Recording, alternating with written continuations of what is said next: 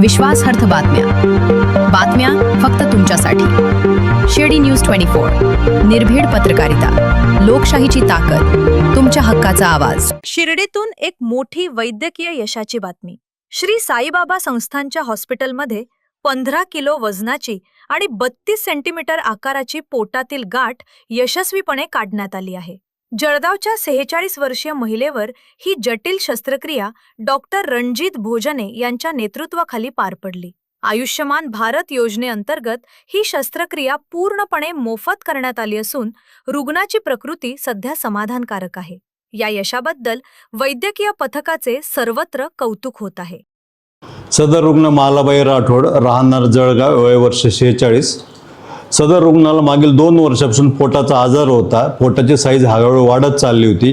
त्या रुग्णाने बुलढाणा, जळगाव, अकोला या ठिकाणी तसेच अकोला येथील वैद्यकीय महाविद्यालयात सुद्धा रुग्णाने दाखवलं, पण सदर रुग्णाचे ऑपरेशन महावैद्यकीय मेडिकल कॉलेजमध्ये झालं नाही। सदर रुग्ण शेजारच्या एका रुग्णाचे ऑपरेशन साईबाबा संस्थांमध्ये झाल्यामुळं तो रुग्ण आपल्या हॉस्पिटलला रेफर झाला।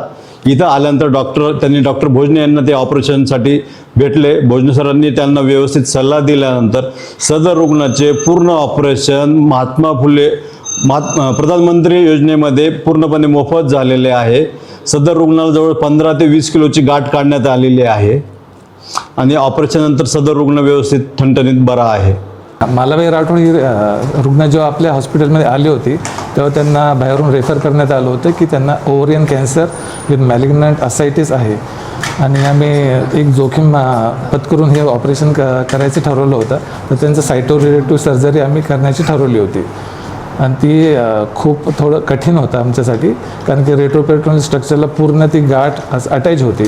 त्याच्यामुळे ते डिसेक्शन करण्याला आम्हाला खूप रिस्क घेऊन हे ऑपरेशन करावं लागलं। आता ती पूर्ण गाठ आम्ही पूर्णपणे काढलेली आहे। TH, BSO आणि रेट्रोपेरिटोनियल डिसेक्शन आम्ही केलेलं आहे। तसं रुग्ण आता धोक्याच्या बाहेर आहे।